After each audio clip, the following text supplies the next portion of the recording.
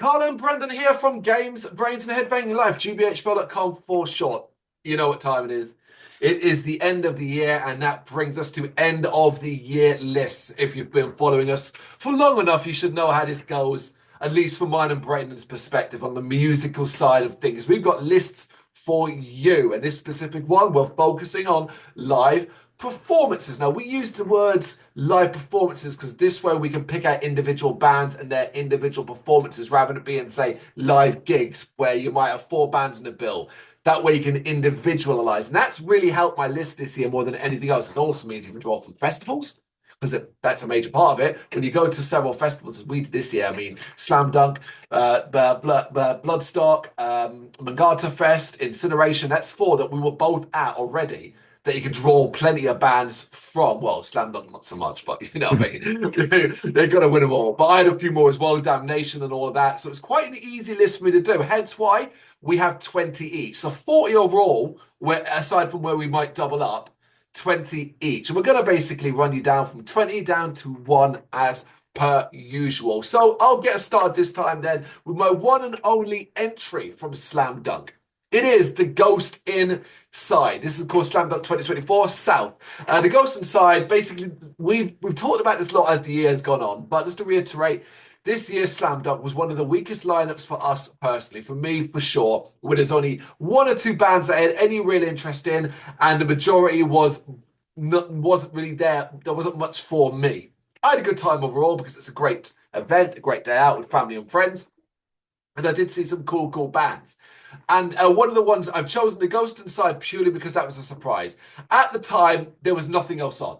And it was like, oh, I'm going to watch a bit of these. I've heard a little bit about them, and they were just brilliant. Call it the right time, whatever, but their energy, the infectiousness, the bouncing, the headbanging, the heaviness, they were on fire. I ended up just thoroughly enjoying them. I remember sort of telling my wife, being like, shit, this was really good. And it's kind of stuck with me. When I look back at Slam Dunk 2024, I'm like, right, what did you really enjoy? And I'm like, okay, I enjoyed Guilt Trip. But then I enjoyed Guilt Trip at a different show around that time. Like, so that's why I'm not kind of counting that. I'm like, I saw a ska band or two on that sort of ska, but not written down. And that was about it. And it was like, oh, the Ghost Inside. So like, that's it. So that's my 20th, the Ghost Inside from Slam Dunk. Yeah, I mean it's a good shout. To be honest with you, I didn't put anyone in from Slam Dunk at all. Mm. Um, but in hindsight, if I had done, it probably would have been the same band. Yeah. Uh, so yeah, look, I mean, I'll come in at 20 with a monomorph from the Sunday night headliner at Bloodstock this year. Uh, I wasn't like, I was kind of umming and ahhing about putting them in here because there were a few other like kind of close calls with people I wanted to put in the list, but then I was like, all of it was, and even pre going to watch them live, any kind of trepidation I had was just more because I've seen them a lot, and you go like, oh, I've seen them a lot. It's not gonna, it's gonna be all right. It's gonna be all right, But the reality of it, what was that it was more than all right. It was exactly what you'd want from a headliner performance. Exactly what a monomarth can do with all the, you know, stage show and theatrics and fire and flame and everything like that as well. So, yeah, I suppose I filtered the list down and decided that, you know what, like I enjoyed it enough that actually, yeah, I think it should be in my list. So just squeaks in. Simple as that. Yeah, I mean, when it came to the festivals like Bloodstock, I ended up kind of going back through the bands we'd seen, then sort of eliminating, go which ones would be deserving and going from that. So that's Mm. kind of how it worked for me as well. I didn't see them on a month. Obviously, I'd left the festival at that stage, so I've got no idea. But I know they would have been good. And, yeah, you said they were, so Yeah, and you're trustworthy. You're a trustworthy source. mostly.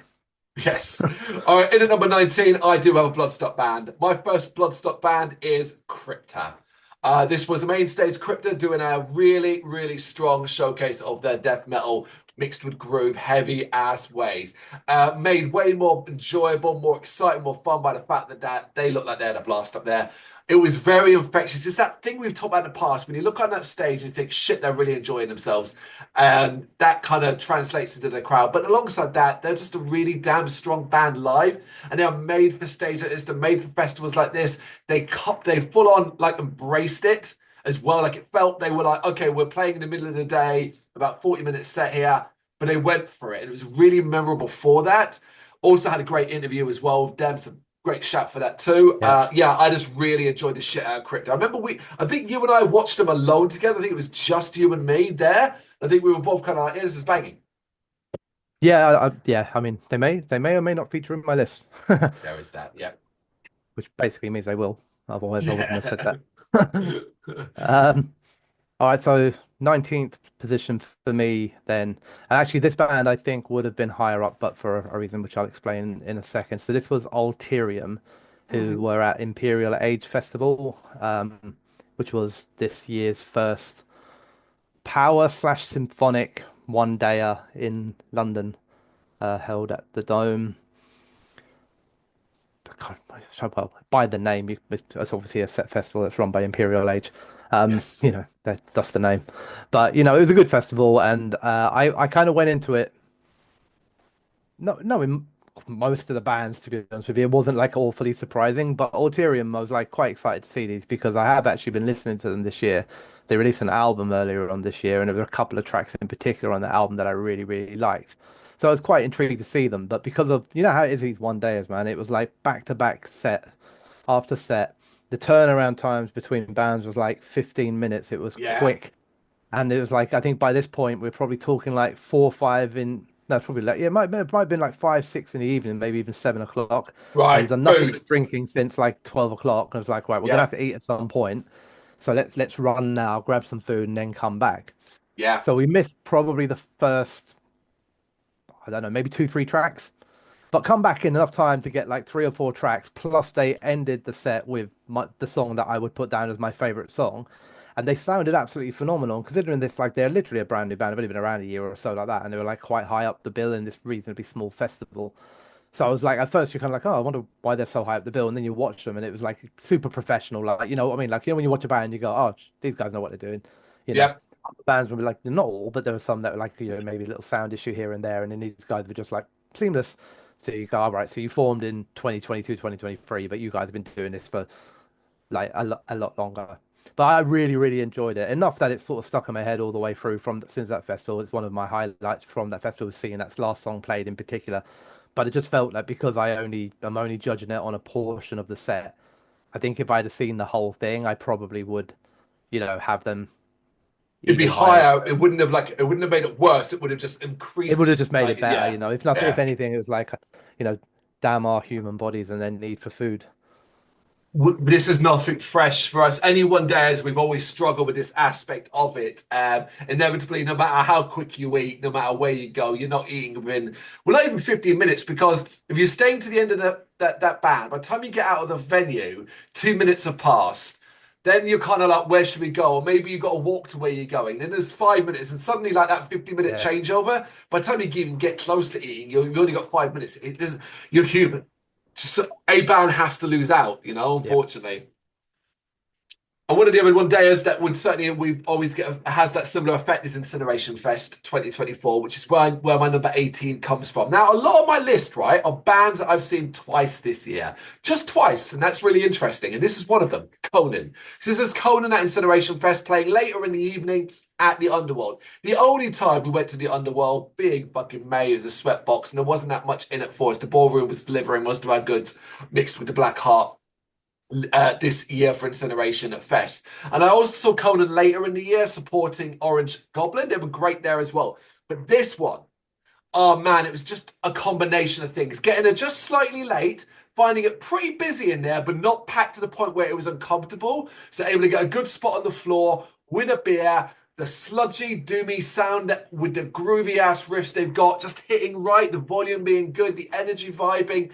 I just honestly remember loving it and thinking it was one of the best sets of Incineration Fest overall for me. So I had to go on this list. I debated because obviously when you see them at their own show, we're not supporting Orange Goblin, but a significant support slot. It was like 45 minutes supporting Orange Goblin, so it was quite a significant one. So I was kind of weighing up whether a festival show would be better than that. And in the end, I was like, you know what? It was. It was. I just remember it more. So number 18, Mm. Conan at Incineration Fest.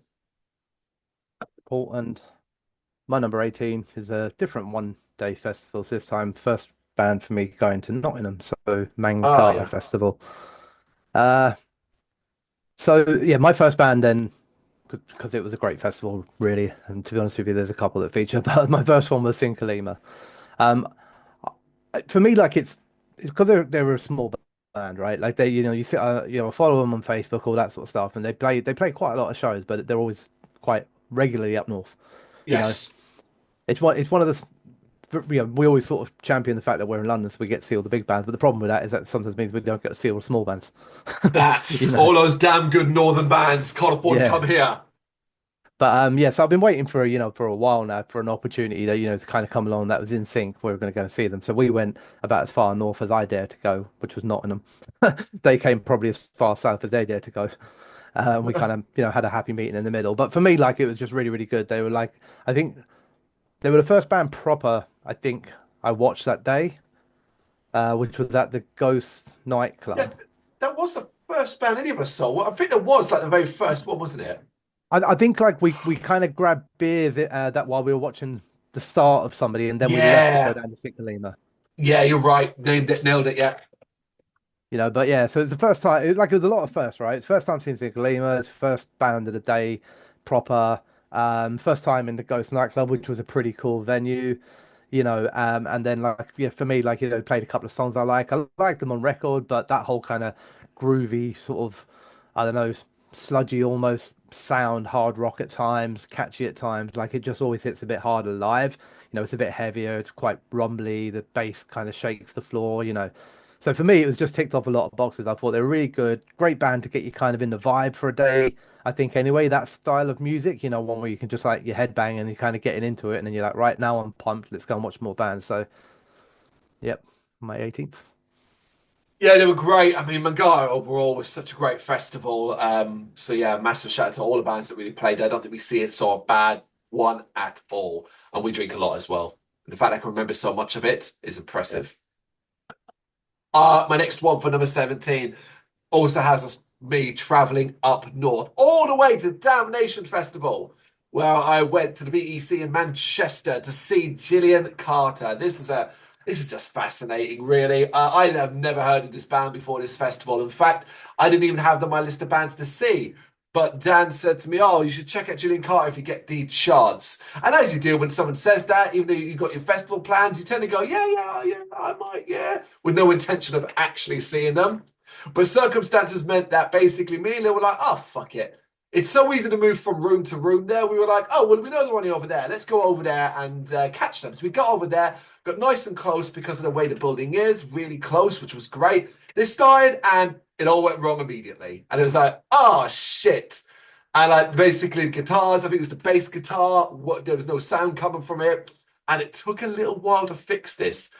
But the vibe was still good in the room. And then they made up for that. They made up for that with one of the most intense, explosive, manic, energetic, feel good shows I'd ever seen. Finding out afterwards that it was their UK debut. They'd never played in this country live, and this was it. And they started with like equipment failure and then just delivering an absolute bevy of hardcore, wild, infectious, headbanging noise that we loved it so much we left and went straight to the merch tent.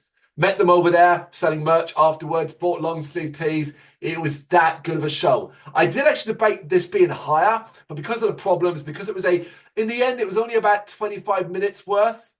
We kind of were like that's why it's only at number 17. But like as Impact goes, I'm a fan of this band based off this now. And I immediately text Dan and said, like, great fucking shout. Like, well done. It's one of those times I'm glad I listened to someone and took their recommendation. But yeah, Gillian Carter, number 17. Cool. All right, I'll go back to Bloodstock then for my number 17 with my. I'm probably quite predictable with some of this stuff, but I've got Rotting Christ in at number 17. Mm-hmm. Um, I just always have a blast at Rotting Christ. I think they're just always deliver for me. I think they're very, very consistent. Um, don't think I've ever seen them play bad. They didn't again here, but it's still not boring because they have such a significant back catalogue that they can kind of keep shows interesting and play songs that you haven't heard for a while, play from new stuff because they're constantly delivering new records as well and filling Yeah. out that catalogue. You know, I just put, they kind of jumped all over the catalogue there. They did a proper kind of festival showing, I think, where it's like we're just going to play a song or two from anywhere at all across all of it, new style, old style, everything like that. Sounded absolutely phenomenal as they always do. And again, like we said with whoever it was you were talking about about Crypta, just looked like they were having an absolute blast because despite the fact because it was actually very, very sunny and it was that whole like they're all dressed in black and at points they're playing quite dark music at points. the modern stuff being the less dark, but the older stuff being quite, you know, cult like almost, or a cult. Um, got shades on, everything like that, but just beaming with a smile constantly Yeah. throughout the whole thing, having fun, you know, great crowd interaction, chatting with people, with the crowd, everything like that. So I remember watching them and just thinking like, from a consistency perspective, these guys have got to be one of the greatest performers out there at the moment to just deliver. And I think the only reason they're not higher up my list is, the reason I wrote down was simply because the amount of times I've seen Rotting Christ in recent years compared to bands that are higher up on it. It's almost a punishment for knowing that you're going to be good. You know, you're not surprised by it. And then sometimes when you Yeah. go and see a band that you were not aware they were going to be that good, it surprises you enough that they end up higher up on the list. So the answer to That that, I guess, for Rotting Christ is you have a couple of bad showings and then come back and do a good one. And then we'll be it's a surprised. it's funny that, isn't it? It is that punishment you've seen about a few too many times. It's like you are, yeah, like you're, and you now have comparisons. So like, I thought they were very good this year, Mm, but like that Sophie Lancaster show, the set a few years back, is probably my overriding Bloodstock Rotten Christ sort of memory. Even before that, I'd seen them on the main stage. I remember I'd stepped out the Sophie tent as they were starting, and they kicked into Enigma as I walked out, and so that stuck in my yeah. memory. And we're going back like 7 or 8 years for that. So tell me that you end up having to weigh that shit up against each other. It's not their fault because it's another immense showing, but it just what a curse. Yep. Number 16 is a band I have certainly seen live a few times as well. Watched them grow and grow and grow. It is Landmarks, who headlined Electric Brixton back in May of this year. And on a bill that had Guilt Trip and The Devil Wears Prada, the fact that Landmarks were headlining, I think, speaks freaking volumes about where they have come to. But they play like one now. They've got the show, they've got the lights, they've got the vibe, they've got the energy. Everything about them now screams big deal. This is a band that has grown so much in confidence. It is stunning with a back catalogue of just constant energy, moving songs, but also filled with heart, soul, and emotion. That even at this gig, where I was convinced there'd be no energy left because the amount that had been expelled at that point, that floor was heaving still for Landmarks. It was stunning. Um, they weren't. Here's the thing. This show is going to come back later because show was immense from beginning to end. Um, but Landmarks, like, just it's probably the best show I've ever seen of them. So like, it had to be in my top 20. So number 16, Landmarks at Electric Brixton, May. Cool. I'm going to carry on my trend. Excuse me. So far, I'm sticking with festivals. And this the first? Might be the first one on my list where I also saw twice this year, and then had to weigh up, which one was best. So I've gone for Incineration Fest performance and Burner. So for me, this was the first time seeing them live. I hadn't seen them before. They got things underway I think it was at the Black Heart on it. Mhm. Went into it and liking them quite a lot on record, but just kind of wanting to see, yeah, what it's all about, how it translates live, and really really enjoyed it. I thought it was really really good. They had a good crowd. It was nice to see Pits kind of going first thing in the afternoon, Always or a bit weird, more than isn't the it? morning. But yeah, it didn't take them long at all really to get people going. And the Black Art I think you said earlier on, it's kind of like the underworld in terms of being a sweat box, and it's just, like shit, this is fucking hot. But Yeah, they sounded fantastic. It really, really impressed me. Then saw them obviously later on that summer play Bloodstock, and they were fantastic there as well. Really, really good. But I just went with the Incineration Fest one because it was the first time for me. So, yeah, the it's always a special thing in it when you see a band for the first time and enjoy it. Seeing the stuff that you've listened to on record played live, and it's as good, if not a little bit heavier and faster. Um, so you kind of, I don't know, it just leaves a memory because then like you go into the second showing with expectation, whereas like the first yeah. time around, I guess I don't have one. But yeah, so Burner at Incineration Fest at 16 for me. Cool. Continuing the sort of trend then of bands seen plenty of times, and maybe not living up to that very first time because it is what it is. 15 for me is Blind Guardian at the O2 Forum back in April. Listen, I've seen this band at this venue, mainly at this venue, outside of a festival, a few times. It was the first time I ever saw them was at a half full forum back in the day. These days, they can at least pretty much sell out this venue, so it does at least show that matters. But this was as incredible as always. I've never seen this band perform badly, and that is because they have such a wealth of songs to come from, a wealth of songs to draw from. It could never be bad. Even if it was like, oh, we're going to do an album in full, unless it was like, oh, I mean, I like enough of every album, even the covers album, I could have some fun with that. Like it all works. But on a show like this, where it is just a best of, and they're drawing from a wide catalog, and the joke is they had a new album out. This was a tour of the new album, The God Machine. But they still did a best of, and it's like 18 songs where there's about three or four, maybe even less than that, two or three from the God Machine. And then it's just spread across the wild catalogue of Blind Guardian wonders. And you were getting the hits, but you were also getting deep cuts. They love to do that where they'll throw in songs you don't hear enough of. But the fact that they still sound so fucking strong. Hansi Kirch is still sounding unbelievable. But I'd never seen Blind Guardian at this place from the upstairs area. So that was a whole new vibe. And of course, the added experience of being with you and Gemma and Rose and all of that adds a nice little special touch to it as well. So it's a whole kind of that experience. But yeah, this is nothing will ever top that first time. But this is it's probably close to, if not my favorite time really seeing them. If not, it's equal maybe. So yeah, 15 Blind Guardian at the Forum. The band that may feature on my list. So I was sticking at Incineration Fest then for my 15th, and this was Belphegor. Oh yeah.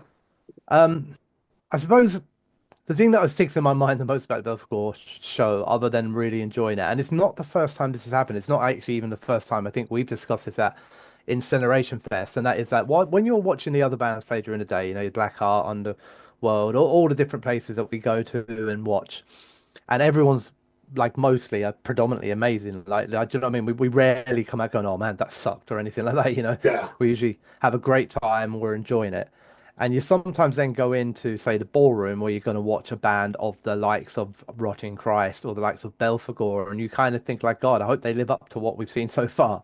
And Yeah. then they come out and they kind of remind you why, you know, to a degree they're the big boys. The Do you know levels what in I it. mean? It's the And levels it's in it, like, yeah. oh, yeah, okay. And I kind of remember feeling that with Belphegor a little bit, which is like I really enjoyed a lot of what I'd seen that day. It was really good festival, another good day. And then they came out, and I was just like, shit, man. The golf, like in terms of what they deliver, you know, a bit more of a stage performance, a bit more, you know, visuals and lights, and a big back catalogue, and how much that must help a band. You know what I mean? When you've got things that you can just tap into 8, 10 records worth of music to deliver depending on what crowd you've got. And yeah, I went in there. They were the band I was looking forward to seeing the most, and I just felt that they delivered what I wanted. It was just lived up to all of my expectations, and yeah, it was my favorite set from Incineration Fest. Anyway, I was gonna say not my favorite on this list, obviously, because it's 15th. Yeah. Yeah, it's levels, isn't it? It is. It just get reminded of those levels. It is. Go into a lower level if you want, because it's Bloodstock New Blood, which I'm going to talk about now, and over where Praetorian were playing. And this has just been really, it's about the journey more than it's that thing that we love most about Bloodstock these days. A few weeks before Bloodstock takes place, we let's do some reaction videos for some of the bands playing. Looked into them, done a few pre-features, and like the sound of Praetorian, let's check out some of theirs. We hear that song. We love that song. Start listening more to music and realize this is a kick-ass fucking band. And suddenly it's one of those, all right, going to go check these out for sure at the festival, which was the case here. Playing the New Blood stage and hitting that stage right about the time that I needed that injection of just heavy, raw, aggressive, but fun. Freaking heaviness, the sludgy, doomy, dirty, everything about it. With post elements, it's maddening blend of music that also hits live as much as it did on record. I thoroughly enjoyed this. It's one of my favorite memories sets of the New Blood stage of that weekend, let alone overall. So yeah, number 14, Praetorian at Bloodstock 2024. My 14th, I'm also at Bloodstock. And actually, to be fair, like half of the speech that you just gave for Praetorian, I could probably use for this one as well. And that's because my 14th is MAB or MAB. So everything that you just said about watching a video in advance really to kind of become, familiarize ourselves a little bit with the bands that are playing there. And I don't think it was an instant like we're in love with these. It was an intrigue and interest more so than anything else. It's like we watched a song, I can't remember even the name of it, but Mm. it was good and it was enjoyable. And it was like, oh, okay, this is different. Might be worth a look. And this was on the EMP stage. And then I think this is probably the first one of this that's going to happen in my list. But the truth of it is, my list these days, at least for probably the next couple of years as well, is influenced a lot by what my daughter also enjoys because a lot of this stuff is firsts for her. You Mm. know, not just necessarily always first time seeing a band, but experiences like in the whole sort of thing. So it was her first Bloodstock. And that does influence me too, and the reality of it is I watched these guys, I enjoyed the hell out of it. I thought it was really, really good. It was different, it was unique, it was quite positive, and but it was also really, really good.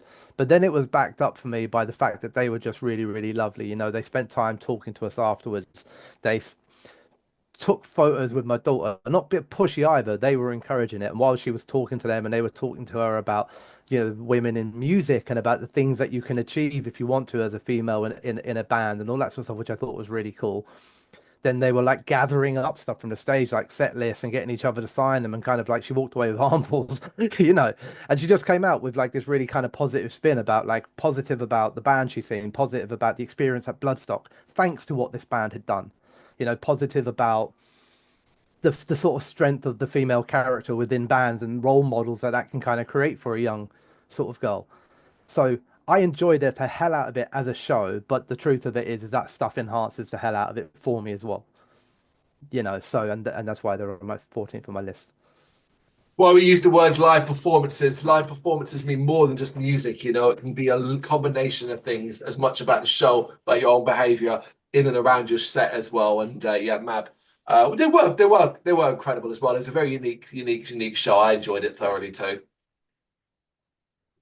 Number 13, a lucky 13, but certainly not because it's another band I've seen twice this year and I had to weigh up which one I liked. So, on the one hand, I've seen this band this year supporting Party Cannon alongside Pint Glass at the garage in London and had a blast there. But I've chosen the other time I saw them purely because main stage in Mangata Festival, Street Soldier killed it and I had so much fun watching them.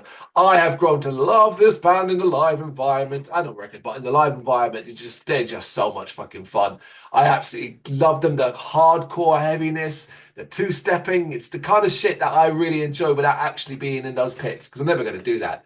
But they can be so fucking aggressive and intense on stage, but so much fun as well. Obviously, it's tongue-in-cheek, but also with the heart and soul in the right place. It's all about positive messages. And the act the way they are and the fact that they kind of got characters, it is just awesome. It goes back to Bloodstock, great interview, great set there previously, and to continue this now, and I haven't seen them twice again this year. It's been just phenomenal to follow this band along now. But Mangata, it was for me, that main stage, yeah, killed it, loved it. Number 13. Cool. Uh, Again, I'm gonna steal part of your speech. So my number 13 is also from Angata, a band that I saw play. I think I was trying to work it out, but I think three times this year. Mm. I'm pretty confident it was three times. I know it was definitely three times, but I don't know if it was more. That's the thing. And this Ghost of Atlantis, also on the main stage. So I saw them play at New Cross, where they were fantastic, but the crowd sucked because they weren't there. There's nobody there, yeah. I saw them play at Imperial Age Fest and then obviously Mangata. And to be honest with you, like between Imperial Age and Mangata, it was quite a kind of close call because they had a good crowd for each one. Yeah. There were some great things about Imperial Age that made it kind of stand out, especially in that everybody there was quite nice, friendly, gentle power. And then Ghost of Lance came out, and I think people forget how fucking heavy they can be Yeah. live. So there was a lot of it, but like people got their asses kicked, but loved it. But Mangata, I just thought that I thought they were on that next level. They had a good crowd. They looked like they owned that stage. Everything about it to me was just like probably the best I'd seen them perform. Overall, just they didn't have I would have liked them to have more time. That's probably the only thing, but that will come in time, hopefully. But the reality of it is that yeah, I just weighed up the two of them and I went with Mangata. So Ghost of Atlantis, thought they were phenomenal again. Always impresses me. I would like how just that whole like it still surprises me sometimes how heavy they are live. Yeah, Uh, yeah. they are significantly heavier live, especially vocally, but they sound tight as hell still. So yeah, it was one of my favorite performances again of this year. It was a great performance. Probably my favorite time. Mangata was probably my favorite time of seeing them to date live. I've not seen them nowhere as much as you have. Mm. Like you saying you've seen them 3 times this year. I'm pretty sure that I've only seen them once, which would have been Mangata, Yeah, because I wasn't at the New Cross show and I I went at was not Imperial at Age. Imperial Age. So yeah. All right, number 12. Up to Manchester again, but this time for the night before Damnation Festival, a night of salvation where Morn played. It is my second time seeing Morn this year. Well, my second time seeing the band overall. Earlier, I saw them back around April time supporting Wormrot, but this was the show. Was so much better because my wife and I, it's the only time we separated. She went to see one band, and I was like, "Look, I'm going to go check Morn out." And Morn, it's heavy doom and it's miserable doom and it's the kind of weighty sort of drag you down and just me go ah, and it just flew by 5 minutes. It felt like 5 minutes. I remember I was just standing there mesmerized, blown away by this band. It's super fucking serious, but it is just pure gold in my ears. And I remember, I think Lou texted me and said, "Oh, like, are you done? Whatever." And I said, "And I'm going to stay here to the end." Like, initially, I think I told her I was going to come over and watch half of each band, but I just stayed and watched all of Morn. I loved them, loved them. Absolutely brilliant. One of my favorite shows of the entire weekend I'd spent at Damnation. That was Cool. number So 12. number 12, yeah. So Yep. my last visit to Incineration Fest for number 12. And this is either Winterfilleth or Winterfileth. Don't know how you're going to say it, but whichever one of those two it is, it's the same band. Um, Kind of boring a little bit with it because again, they are just always very, very consistently brilliant at what they do. You Never know, seen a bad show. no, never.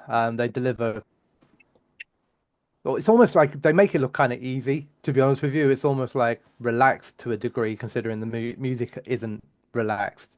But I think yeah, I mean, I put them in there because I was just trying to look back at Incineration Fest. And I was trying to, when you're trying to think of the memories that stood out the most, and despite Belphegor, and other bands being like so good and things that were higher up in my list, the thing that always pops in my head first when I was Incineration Fest is just that one line again. Oh, Winterfell were good again, weren't they? you know.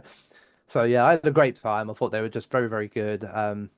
Back catalog keeps growing. They just it's weird because aside from just continuing to just be very very good, and obviously new music, and then they can deliver that on stage. It's almost like I don't know, where do you go from this? you know, it's not like you're gonna. Well, I mean, I suppose you can improve, but it's almost like you just come out consistently, sort of deliver like 9 and 10 out of 10 kind of live performances where they sound like they do on record, but with the added atmosphere of being in a live environment, which then adds so much to the style of music that they play because it's kind of like surrounds you and you can hear all the melodies so kind of clearly and everything like that. So yeah, they thought they were awesome again. We're at number 12. Awesome, awesome band. It might feature in this list, but in a different capacity on my end a little bit later on. But for now, we jump to number 11, and the last one outside the top 10. It is Pupil Slicer at the Grace in London in April. You ever been to the Grace? I don't think so. Doesn't ring a bell. Right, it's just near the garage, a small room up the stairs. I think capacity is Okay. between maybe 100 to 150 kind of people. And People Slice were there playing Blossom, their latest album at the time of recording, in full. Kind of a celebration of that album, a celebration of People Slicer in general, who should be no secret I'm a massive fan of as well, and have seen live a number of different times in different scenarios. So to sort of go here, experience Blossom in full. I got interviewed Katie beforehand as well. That was cool as fuck. I always love doing that. Um, this was just brilliant. I absolutely love this. My favorite People Slicer showing to date. I love the Grace as a venue. I loved how heavy it sounds. I love the technical showcase of Savagery. I love how melodic it can sound. I love how beautiful it can be. I love the fact that pits are starting, but at the same time, people are getting emotional. There are moments, sitting on the edge of the stage, people are sitting down, sort of getting lost in that moment as well. It's ethereal at times. It's incredible. It was the pinnacle of People Slicer to date for me. Yeah, number 11, People Slicer at Grace. Mad, isn't it? Just pupil slicer and emotional and ethereal and all that sort of stuff. It is Yeah. just that they've got the songs here and there, but there you go. Yeah. All right, so my number 11, which also already featured on your list, this is back to Mangata Festival, and this is the first time I've seen this band, and that's Street Soldier. Oh, you didn't see them at Bloodstock. I'm like, wait, what? Yeah, of course. Yeah. No, I watched In Flames and had a That was blast, it. to be honest. Yep. It wasn't, Yep. I didn't feel like I lost out because I had such a good time. Whereas if I had missed out, because then everybody came back from Street Soldier going, "Oh my God, that was amazing."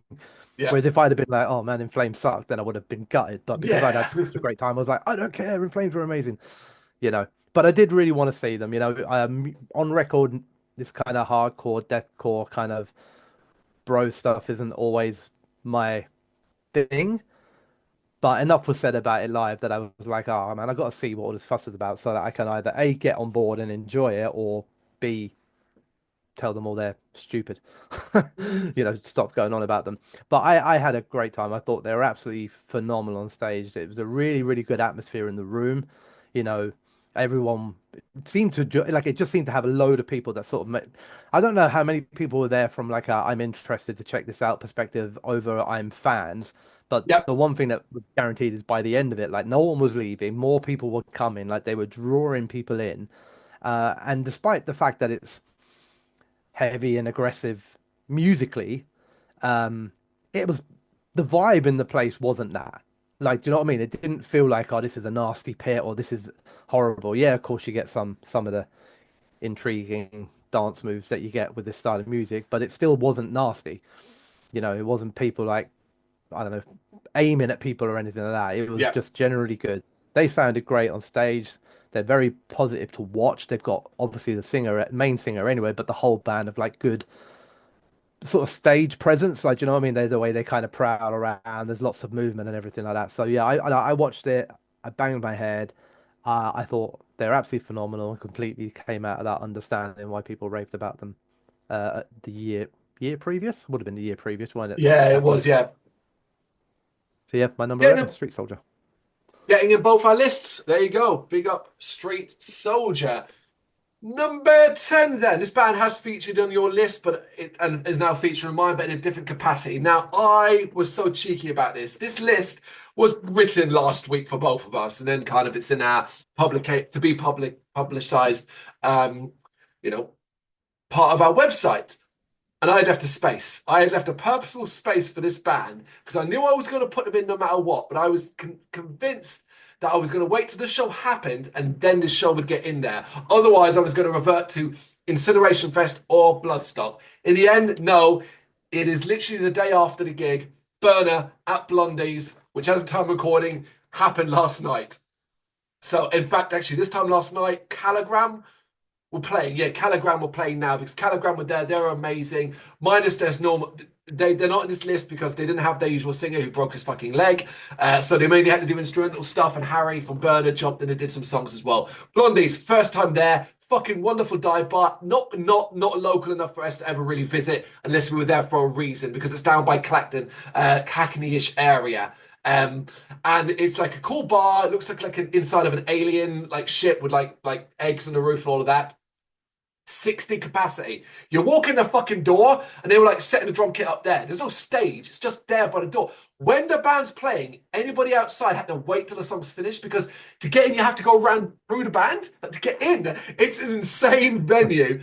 And it was pretty much a capacity last night, but the vibe was so good. Everybody was having a good time. £5 pints, people. £5 pints of lager. Where in London the fuck are you getting £5 pint now? Love the venue. But man, so all of that was setting up a good thing. But the Burner had basically promoted this as a Christmas show. Fancy dress, all of that and stuff like that. Now, we'd already experienced this last year where Burner was supporting, can't remember who the bands were, but a show at Black Heart that was very Christmas, and we love this. We previously, leading up to this, had ingested doing the same thing their seasons beings. However, that all fell apart to such an extent. I don't know if it was just because Jason Evans left and then they didn't really want to do it, but that was not very Christmas in the end and was very disappointing. We were worried this would be the same. Now, credit to the bands, Caliban, for example's bassist, was dressed like a Christmas tree. It looked like he was sweating bollocks in there. But 2 out of 3 of them had elf outfits. I had an elf outfit on. One of us had the exact same one bought from Amazon, which we even joked about. I had my prop, which was the saving grace. Harry was dressed like Santa until it got too hot, and then it all came off, basically. Everyone tried, except the crowd. London, you really let us fucking down. No one there. Me and Lou were the only ones. We were so self-conscious at first and we were begging, please let someone walk in that's just dressed to the nines as well. Because she's a dead angel. I'm dressed like an elf. We cabbed it all the way there so as not to draw attention to ourselves on the street of Hackney. Didn't want to fucking do that. A couple of people had like Christmas hats on. Some woman had like Krampus horns that looked pretty cool. But even that, none of it was like big costumes. Harry was handing out Santa hats, doing everything they can to make it festive. So I really loved that and just had a blast because of that. But then we got 40 minutes of Burner music and new songs as well, which sounded fucking immense. But this was just banging. And what made it so great was how intimate it was. Blackheart is close, but Blackheart's still a stage. This wasn't. There's points like Harry was like, I could reach out and touch him, something like if I wanted to. Like that's it. It's just on the floor. It felt very hardcore. Like I was saying, look, God Almighty, a hardcore band here would cause chaos. Like there's just like it would be insane. It was insane enough with Burner and stuff like that, and they've got the professional side of things. It was just brilliant. But what really impressed me, you expect a place like this to have the music, the sound to be terrible, to be fucking poorly mixed, to be deafening and all of that. It's not. It is, I dare I say, better than the Black Heart. The Black Heart's too loud at times. They're just blasting with speakers. Blondie's, it sounded good. Like it sounded really clear. Like I couldn't believe a venue this small had such a good sound system. So impressed by that. So impressed by the Christmas vibe. And the third time I've seen Burn It, I think at least 3 times. I know that for sure. Incineration, Bloodstock, and this show. It still blows my mind. Only 2 years ago, I was down in New Cross Inn 2 years ago, about 2.5 years ago, and I was there to see a band called Creature. And their support was a band called Burner, and I'd never heard of this band. And I'm standing there, and I was just like, "The fuck is this band?" Stunned, blown away. And the rest is history. I'm pretty sure I've seen Burner like 7 or 8 times now. Like when you're like Uh, I don't want to come across a little bit like no, I'm a fan, and but I'm a fan of many other bands as well. But I'd left the space confident. This was it. Yeah. So number 10, Burner Up Blondies. cool. Well, a different tact for my number 10 in terms of size and everything like that, I suppose. Venue especially. So, for me, I've gone for Zealand at the O2 Shepherd's Bush Empire.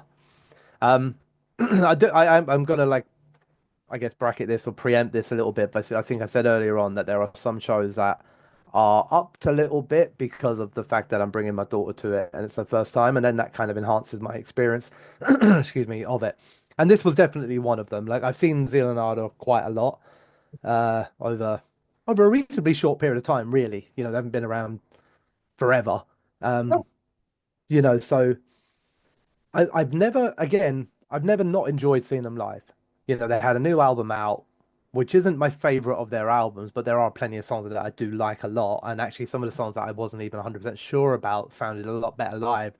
Helped me get into it them almost like so. Hearing them live has now made me appreciate them on the record more, which is, I don't know, maybe quite normal, I suppose. But I thought they were great. I thought atmosphere wise, the vocals, the harmonizing, everything that they deliver on stage, the combinations of these older songs that are now in my head classics, songs like even not even that old, like songs like Got a Damarong and Yeah. Run and stuff like that, which is only like the previous album cycle, all the way back. So I think they've got like a great catalog now. Then it was sort of doing all of that, but then at the same time, them having reached a size that I have an upstairs, therefore I can bring my daughter and she can have a first time seeing band like off of a bucket list kind of experience. And she was loving it and had a great time, and that enhances my experience. So, I look back on it, and I think sometimes when you kind of come out of them straight away, I think a little bit of me was like, oh, it's just Leonardo again. And you kind of feel about it like that. But it's when I look back on it and reflect on it, and I just think like they're just phenomenal. Again, loved every moment of the time I was there, and then that was just enhanced by the sort of daughter experience. So number 10. Yes. Okay, number 9 for me. Band you've already mentioned, but I did say it was in a different environment. Winter Fyleth at Downstairs at the Dome. This was in November in London. This was their live. This was their headline tour supporting the Imperious Horizon, the newest album, which is another incredible Winter Fyleth album. And guess what? This was another incredible show. I said it when you were speaking, but I'm repeating it here. I've never seen this band perform badly. And I once saw this band either open Bloodstock main stage or like were on like at 12 or at half 12 at Bloodstock main stage, which is a time and a place this band should never play. Like in the blazing sun, fucking weird, you know? And it was still incredible. But this was the best version of them I've ever seen. They're just so fucking tight. They're like whatever you think you hear on record, you are hearing live. Yeah, what really pleased me was I think they never seemed miserable, but they can look serious. This one, they seem to be having a shit ton of fun. They seem to really be in a different kind of mind vibe or whatever. And I know the tour was going well. The support bands are doing great. And I know most of the shows were sold out. This was sold out as well. Downstairs at Dome was a decent venue. It just felt cool as fuck. But of course, they've got a back catalogue where, like, they can play anything and it's going to sound fucking immense. And the new stuff sounds so good live. I went into this excited because I love this band. But like I've seen them a lot. I don't know if I necessarily expected it to be as good as it was. And it's like when it came to do my top 20, I was like this band. I like it, the fact it's in the top 10. That's how good it was, and it's up there. Definitely is probably my favorite show of theirs overall. Winter Fyleth at Downstairs at the Dome. Right, my number 9 then. So this is, I think this is the first time I've ever had to do this. So this is the first, in this list, I've got two bands from the same show. Um, and the first one that comes up at number 9 is Overthrow, who played way back in February, early February, at the Underworld in Camden. And said they were there as the first of, well, four bands in total on the set list. The headliner will come up shortly as well.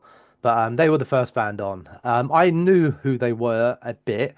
I knew they were local, as in a Camden sort of band, and I didn't really know enough to appreciate, I guess, how well known they are in and around Camden, as in almost like they're like they appear to almost be like I don't know, they played the Black Heart like 752 times or some shit like that. Like, do you know what I mean? Like, they seem to have been around in the area for a while. And they certainly had a big crowd. And I remember turning up. This whole gig was an anomaly to me because it was a Monday night. It was freezing cold and it was fucking miserable, man. And I was going along to review it, and I knew I wasn't really going to be drinking or anything like that. And I ain't gonna lie. I see sometimes with these ones, you're at home getting ready to leave, and every bit of your body's saying, "Ah, just blow it out, man. Just blow it out. Go to bed." Um, but you drag yourself along to them, and for some reason, sometimes when that happens, it often turns out to be the best shows. And I went along. Like I said, the whole gig was like blew my mind. But I'll give more details on some of the reasons why when I talk again about this set in a bit. But I went down there to watch a bit of these guys, see what all the fuss was about. Realized, like, first of all, like damn, they got a big crowd considering you're the first band of four, with all those other reasons as well, Monday night, all that sort of stuff. I was like, okay. And then they were just fucking amazing. Like, really, really good. Very, very aggressive. It is a death metal sort of show. It was a bit of a celebration of death metal, but these guys probably, as well as being death metal, they had a little bit more groove to it than like just being a straight up blast of death metal. It was very, very easy to get into. The front man was phenomenal in terms of like working with the crowd and orchestrating, and seemed to know a lot of people there. A lot of people seemed to know them. Did everything that you kind of want from a warm-up band. I remember watching them and thinking like, this is how you warm up a crowd. Because they were fantastic. Played 4 or 5 of their songs, and then they were like, right, just to get things going, then we're going to end with a cover, and then they do a cover of like Cannibal Corpse's Hammer Smash Face, Right. which turns the whole crowd into an absolute frenzy before the next band come on. And I was just like, you know what, well played. Like, because that's how you do it. If you're going to book us to warm stuff up for you guys, we're going to come and we're going to do that and make sure everyone has a fucking blast.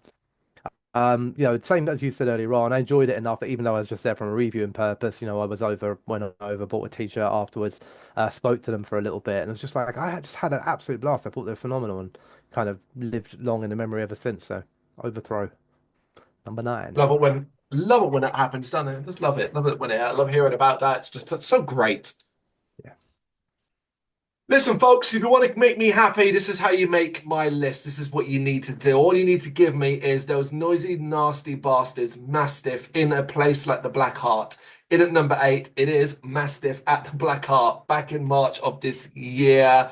Um, what's it called? Playing the new Deprecipice songs, fucking album title. There's those songs live. Brought Yersin down for the first time as well, which was fantastic. It's obviously not my first rodeo with Mastiff, and no secret that I love what they do, and I love them more in the live environment than I do on record these days. And even though I don't get to see them live as much as I do listen to them, they're just simply phenomenal. I just love the aggression, the nastiness, and I love the fact that after that or before it, you can just have a little chat with them, have a beer with them. They're super cool, super friendly, decent human beings, just nice people. And then when they go up to stage, it's as if they want to rip your fucking head off and spit down it, all in a gloriously northern nasty way. Um, Special as well, of course, is that they have a song called Serrated, which on record features Harry Knott of Burner, who happened to be in attendance. So naturally, then proceeded to get on stage and do that song with them live. So that was a great little touch. So technically, if we're throwing out him doing vocals for Caligram last night and doing this, that's five. I've seen this. I need to step away from the burner. Step away Now, from burner. now it's standing Sorkerish because now you're counting the amount of times you've seen Harry walking in the Yeah, I bar. need to. Yeah, that's crazy. But this was just phenomenal. It was great to hear that song live. I love the fact he had the sparkly jacket as well from the video. But it's Mastiff live, and the Black Heart just goes off. It's pure chaos. It's pure noise. It's aggression. It's intense, and I fucking love it. I always love this band live, but it's venues like this and it's sweat boxes like this that just. It feels right. It feels normal. I will happily watch this band perform on the main stage of Bloodstock. Happily, of course. But if you want my heart, it's always going to be nasty, ugly venues like this where stick this band in. It's where they belong, you know? And that's why they're number 9 at the Black Heart. Uh, yeah, but I just sorry, I was just trying to work out. My mind's so not with it that I'm trying to. I thought you went first, but obviously I. So why am I about to go to number 8? But Oh, mine, that was number 8 then. Sorry, all that's my right, yeah, fault. there we go. That's my fault. Master for number 8. I've already done them. And I'm thinking, huh? What's gone wrong there? But you're right. It's me. I didn't read. I'm not reading my numbers correctly. That was number 8, Mastiff. Yes. Damn numbers. Hey, at least it bumped massive up a slot, didn't it? So, Yeah, there you go. Number 8, Mastiff. Woo! um, so my number 8's featured already on your list. For me, it's Back to Bloodstock Open Air 2024, and this was Crypta.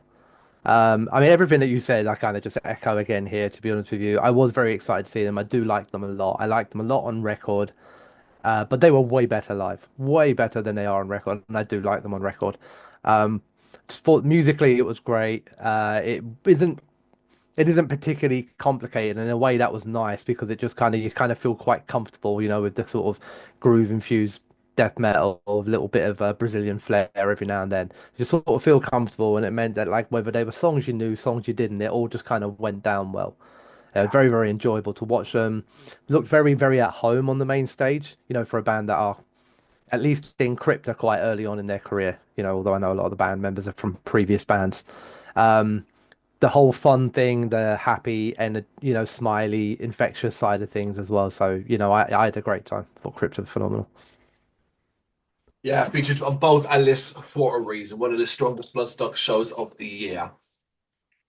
Okay, Garia at number 7 for me. Garia at Earth in London. This is a performing arts place in Dalston. So you might think you don't see many bands there when you won't, simply put, because it's more of a performing arts place. A very interesting environment inside. Certainly didn't feel like the sort of place that atmospheric black metal would be playing because the headliner for this was Wolves in the Throne Room and Garia were supporting them. Yes, in my opinion, it should have been the other way around. And I still argue that to this day. However, my wife have a different view, and so did the crowd, the majority of the crowd, also because I took stock at while Gary were playing and saw a couple of faces going because once you experience Garia and you see how they perform, and while you are getting a sell by heavy black metal, you are also watching performers. One in particular do things on stage that betray all natural conventions for this style of music. It is fascinating. I was so excited for this. This is the first time I've seen him since that incredible Bloodstock set. I'm still waiting for my headline fucking goddamn show. It's coming. It's coming because Coma's out now, and there are shows, headline tours going around, but we just haven't had a UK date. At least I'm pretty sure. You look at me like I'm wrong. No, no, no, no. Oh, I agree cool. with you. I wondered if I'd missed dates or something. Cool. Yeah, so just waiting for that. But for now, shows that this will do a 45-minute Garius showcase of just pure brilliance. They were playing songs from Cobra in this. It is spectacular. They're limited to kind of like effects they could do, but they still tried to do things with smoke and all of that. So you can kind of see that imagination. But god damn it, like not only is it musically so goddamn heavy and so intense and so melodic at times, and how smartly all that is weaved together, they are one of the most watchable bands in the world to me. I'm transfixed by this band. Every single member, from how they look, the coverings, the stylings, but God Almighty, that front man is just something else. Absolutely something else. And yeah, every picture I took at that, it was like he was knew I was taking a picture. So he'd strike a pose. It was just constant throughout. Fucking love this band. Like, still unbelievable masterclass and forward-thinking black metal. People who don't like it, I understand why, as long as it's kind of like fair. If it's just, oh, it's not black metal as it should be, then it's nonsensical. If you just don't like it because it doesn't appeal to you, cool. But yeah, for me, this is just absolutely brilliant. Number 7, Garia at Earth. Yeah, I didn't see them this year, but I'm convinced if I had done, they'd be in my list and be very, very high up as well. Yeah, I think I agree with everything you said about them. I think they're fucking phenomenal. I feel like I'm ready for them to come over and do an evening with. Just do 3 hours or something like that. Play every song you've got. Do covers if you run out. All right, so still at Bloodstock for me then at number 7. I think another one that was enhanced, boring to say it again, but enhanced by my daughter's experience of it. But I did have an absolute blast, and that was for Raised by Owls. Um, Sunday morning, early, you know, they've always like they're always right. Every time I've seen them, they've been great. So from my perspective, I kind of knew they'd be great. I also had seen them earlier this year because we also watched them at Mangata, Yeah. and there they were great.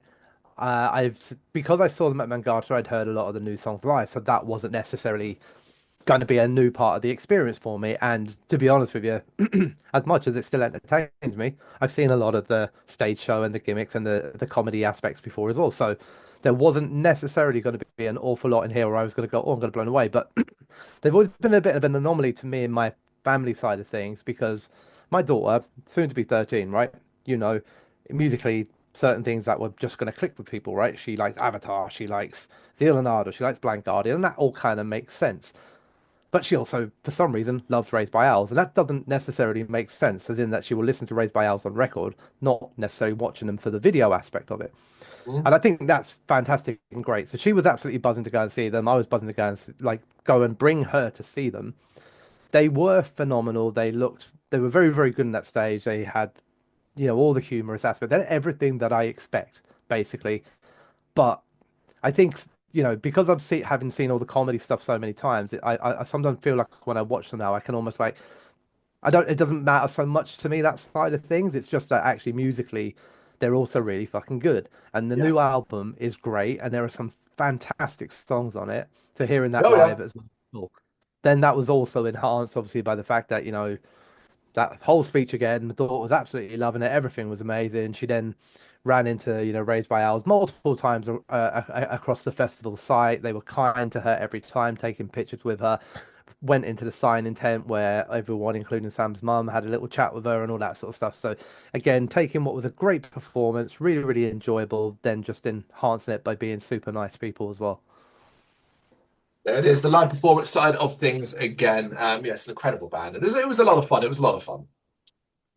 All right, people, look, we know how this goes. Anytime this band does anything, I'm pretty sure they could fart and they make a list that they make my list.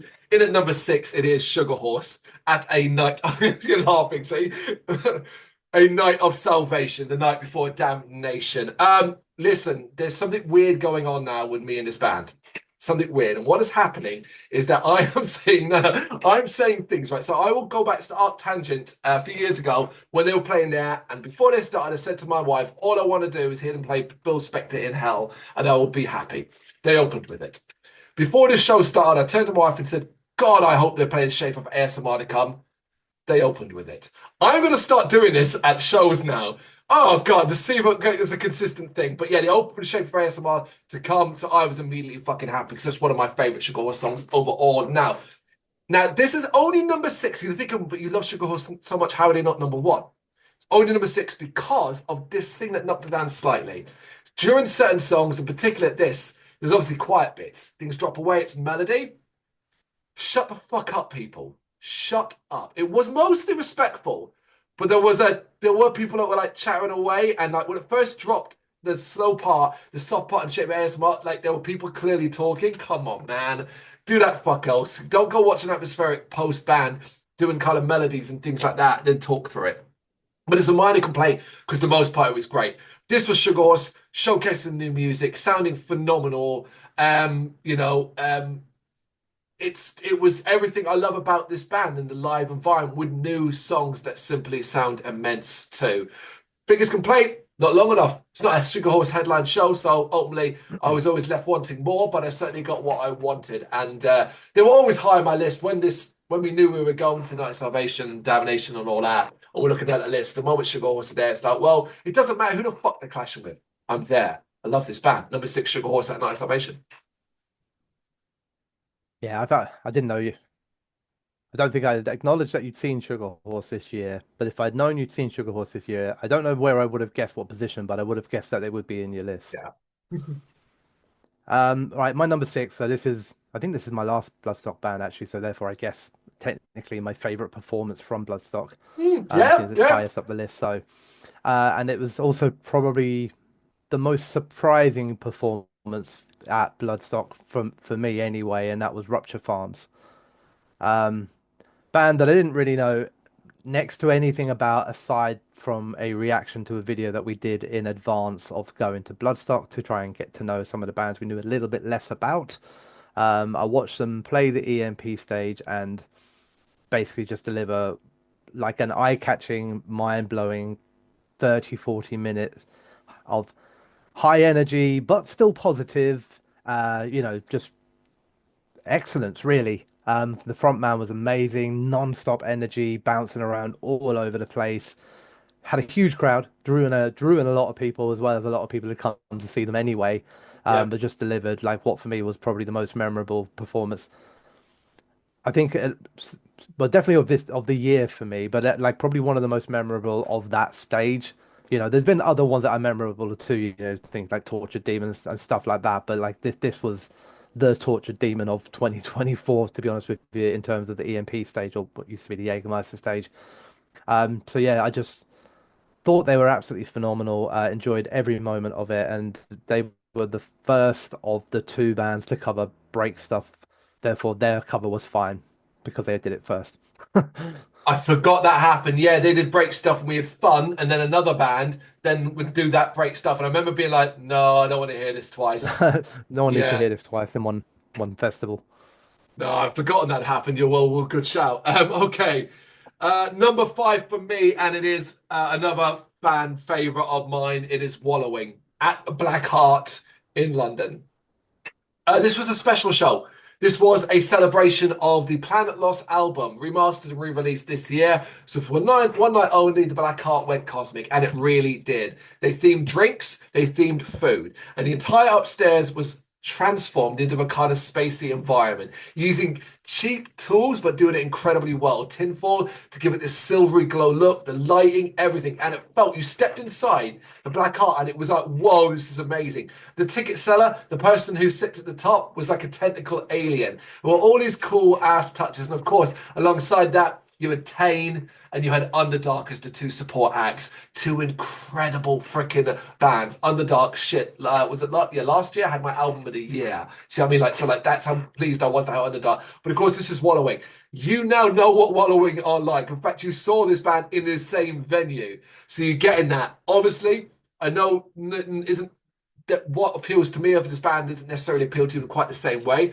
But my God, just chaos of noise. And I got right in front for this band and just being blasted to death by this intense, mind-melting level of noise. It is consistently amazing. The vision, I think this band are visionary. I think they might literally be one of the smartest, cleverest, most unique bands in the entire fucking world. And I'm never let down by them. And this was incredible because of the transformative style of the show as well, which was cool in itself, you know? Yeah, number five, was that your number five, Wallowing at Black Art? Uh, there's no way I doubt transformation or anything for my number five, but uh, so I'm back to my favorite performance of Imperial Age Festival this year, and that was Battleborn. Um, I knew a little bit about Battleborn on record, but I wouldn't say enough to say that I particularly cared. Like, I Mm. wasn't listening to it regularly or anything like that. But it's festival environment, it's only one stage, so you're watching as much as you possibly can. So, and obviously it was a really great festival. So the spirits were kind of high, and I think I don't want to belittle anything that they did, but I also think everything just kind of clicked for me at the right time. I was at the right level of drunk. I was in the right kind of vibe. I was in the right spirits. Then things were happening that were just, when you're like at the right level of drunk, that weren't even that particularly funny, but were just making everything was entertaining to me. I remember watching the two or three people play guitar, and then all of a sudden this dude comes out and he's got a full keyboard and a guitar on his back, and I was just like, oh shit, he wins, he wins, and everything was just like I was in the right buzz and everything was perfect, and then they came out and the energy, the sing-alongs, the infectious sort of happy kind of positive, cheesy as well, definitely, It's lots Battleborn, of, yeah.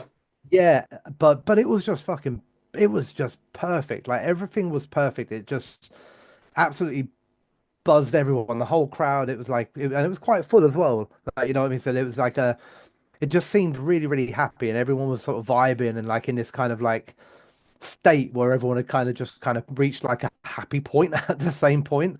The They sounded euphoria of a great. crowd. Yeah, they sounded phenomenal. The energy is a large part of it, and the fact that it's there's a lot of crowd interaction. There's a lot of you guys are going to sing this bit, we're going to sing this bit. There's lots of that sort of stuff, lots of fists in the air, and that I just had an absolute blast. I remember being very, very drunk. I remember then seeing them outside afterwards and just doing that whole stupid "Oh, Battleborn," and Yeah. then saying to me, "Oh, we're playing the Black Heart," like I think it was a couple of weeks or a month's time, and me trying to telling them that I'll definitely be there, while knowing that I definitely wouldn't be. But Yeah. Well, that's what you say. You say, oh, of course, oh, man, for sure. Like, even if I'm you're your not number one sure. fan. Yeah, Yeah. for that period of time you are. So like Yeah. they appreciate nonetheless, you know. Yeah. It's Battleborn. I get it. And I'm not a fan personally, but I imagine you said it yourself. Some we talked about before. There are these times where it just hits right. Musically, the alcohol intake, your vibe, your energy levels. So it gets a boost, basically. The show gets a boost. Which I think kind of applies to this one. Hangman's Chair at Damnation Festival, my last one of the Damnation Weekend Night of Salvation and Damnation Festival. This is my number four. We weren't going to go watch Hangman's Chair initially because at this point it was getting quite late and we were quite tired and we were a bit like we weren't too sure if the kind of sludgy stoner sound that band employs would be good for our energy levels. We were kind of like, we may not be vibing with it. Anyway, I think we ended up just going, oh, fuck it. It's only over there. Let's go watch a bit of it. We're so glad we did. Oh my God, because I got this band well fucking wrong. How many others watched Hangman's Chair at Damnation and thought, wait, what? Because the music they make and the heaviness and the decimation of all of that and the intensity shouldn't come from a band that looks as looks like they were looks like they were fucking at a carnival. Like they were at a carnival winning all the prizes. I have never seen a band play this kind of music this heavy and look that happy to be doing so. Moving around constantly. It was baffling to watch, but it was fucking amazing. Because the music's incredible in itself. And you just combine it with just the clear delight and affectionateness of this French band coming over here and just clearly having the best fucking time.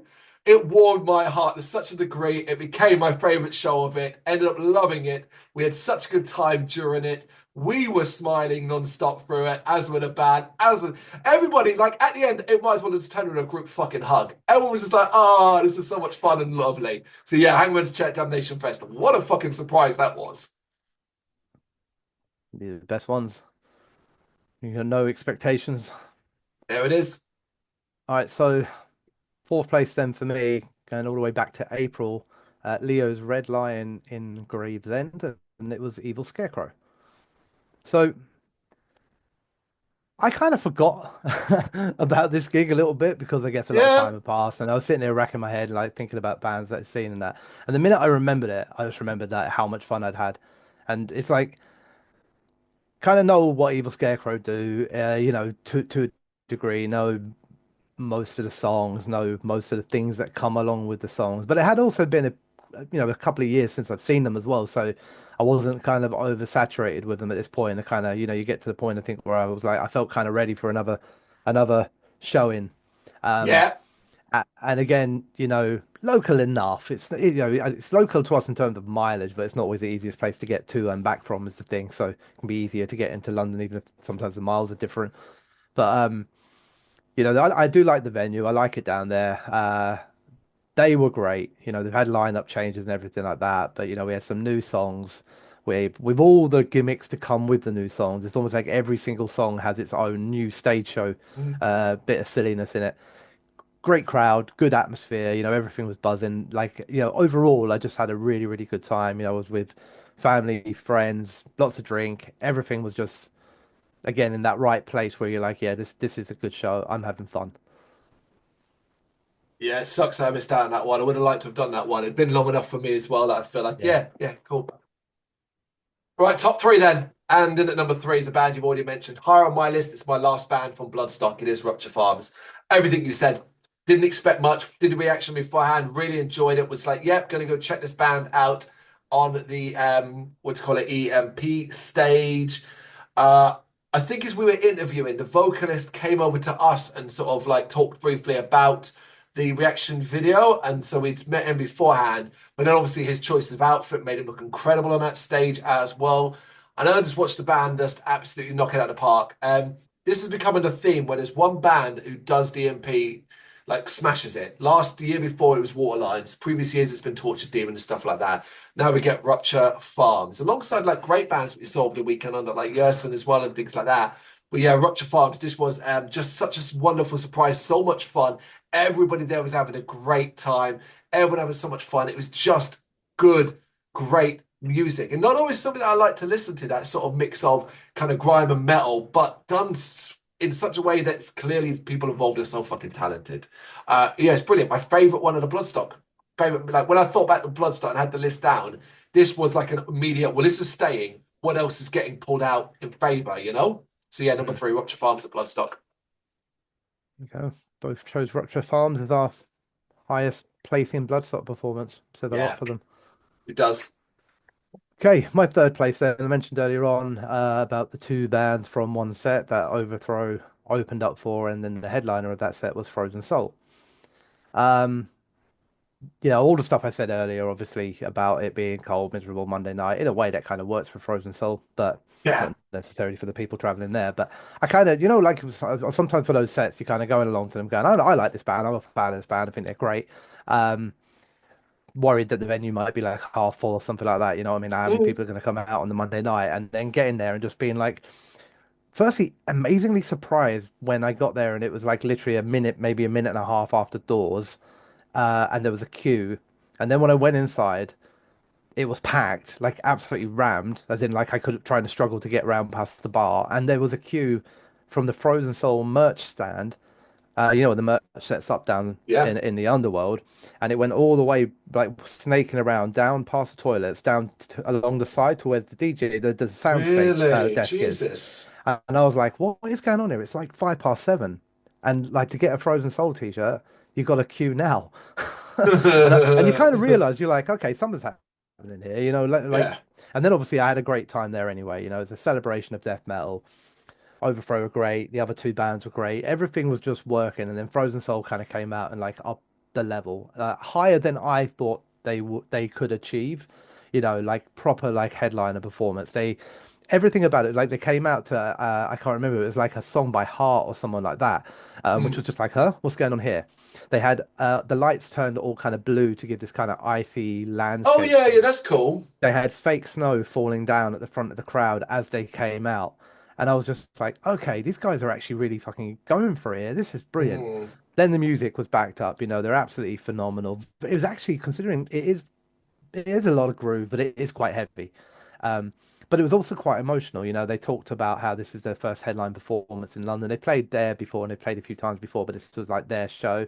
They also spoke about some of the um, sort of challenges that they'd had in the band, like over death of a family member and everything like that, and then playing songs in tribute to it. So it was like this heavy death metal show with an element of performance, but also with real kind of heart and passion as well. And I was just remember like being just really, really impressed musically, but also just by the kind of honesty and like that they sort of delivered and came out of there genuinely just feeling like it was a celebration of death metal. It absolutely was, but it was almost more a kind of eye-opening experience of the fact that Frozen Soul, as much as I liked them, are a lot better than I realized. Hmm. Yeah, I obviously played Bloodstock previously, but that was on a Thursday night, and I don't remember much about that, unfortunately. But I'm a fan of the panel record. Right, number two. There are a few bands that will beat out the likes of Sugar Horse and a fantastic Rupture Farm experience there from Bloodstock and all that. But this band, whenever they play, are always in the top few places because I think they're one of the greatest bands in the entire world, not just on record, but on live as well. All the way to Mangata Festival for Boss Keloid. The funky prog rockers and groovy ass weirdos filled with atmosphere and fun and frolicking and nonsense that I absolutely just adore. 45 minutes is never enough time to see this band and experience them live, but 45 minutes goes by in a blink of an eye. This was another phenomenal set. They even fucked up one of the songs, Smiling Thrush, Family to Smiling Thrush. But like even with that, that just kind of made everybody laugh and like everyone just having a bit of fun from that, and then they carried it on and continued to play, and it's just incredible. Boss Kilo had never put in a bad show, and Mangata was just another incredible show. I'm just always left wanting more. But the thing is, they could play for an hour and a half, and I still wouldn't be happy. Like, well, no, you missed this song. Yeah, do you know what I mean? It's a number two at my last for the festivals overall. Well, my number two is already featured on your list, so obviously it's significantly higher on mine. But then for reasons that I've used before already, same thing, daughter, everything like that. So, and this is Blind Guardian. So I haven't seen them as much as you have. I Ooh. don't think overall. I have seen them at this venue before, but only once before. And that was like when it was sort of half full and all that sort of stuff. So Yeah, it was quite a new experience seeing it sold out. And I had a great time when it was half full as well. Like I didn't not have a good time there either. But as well as sort of like seeing it from a kind of new position, all the stuff you said about them and the catalogs that they've got, and the fact that I mean it'd be really difficult for them to play a set of 14, 16, 18 songs, and for me to not find like 90% of them are songs I love. Is the truth of it. yeah. There aren't a lot of Blind Guardian songs they could play where I'm gonna go, oh no, not this one. Like, do you know what I mean? Oh, Like it's oh. yeah, oh Skip. I hate this one. It's too heavy or something. But there is like I think you kind of touched on it as well. There is an element of all like I love the band, I love the music, I love the new stuff. I was really pleased that they played like I didn't play a lot from it, but they played the ones I wanted to hear from it, like the Secrets of the American Gods.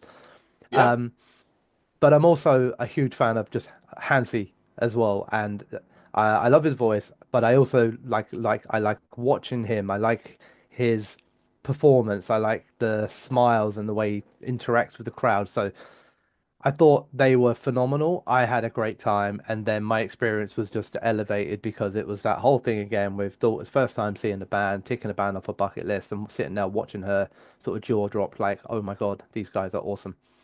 So it took it probably from, maybe being a further down the list to being like right up there. So Blind Guardian at number two. There it is, and my number one. I am the nod over this one, and it's mainly based around the fact that it felt wrong. It weirdly felt wrong to put a support band, in as number one, but not just any support band, the first band on out of four. And in my head, I just couldn't quite it came up like, is this? It felt weird to do that, but in the end, I thought, no, fuck this. This band were spectacular, so fucking good that it overshadowed every other band on that bill. And that was a bill that included like Moth to Flames, The Devil Wears Prada, and Landmarks. But along came Guilt Trip to open up the Electric Brixton show back in May and fucking decimate the place. I was gobsmacked by how brilliant this. I knew this band were great on record, but this was something else. Play like you're the headliner, blow everyone off stage, and they took that to heart and they went absolute batshit for it. I thought, like when I said earlier with the Landmarks thing about thinking the crowd would have no energy, most of them seemed to fucking like there were people topless from this start of this band, like already, like the pits were huge. The floor was half, like it half, like this, the pit had just taken up like half of it for the first band on. It was one of the most show-stealing performances I've ever seen in my life. I watched it from the balcony, the edge of the balcony, with my mouth open, just stunned. I've never seen a band like of a four-band bill, a band first on like be reacted to such a way that the place was packed. It felt like I was watching the fucking headliner. And we had three other bands, which includes like Moth to Flames, Landmarks, and The Devil Wears Prada, all fairly significant fucking names. And along comes Guilt Trip to make it look like make everybody else pale by comparison. They would later play Slam Dunk, and I would enjoy the shit out of that as well. But this was just something else. And like I said, I couldn't okay it in my head. I was like, it feels weird to make this my number one live performance of the year. And then I was like, you know what?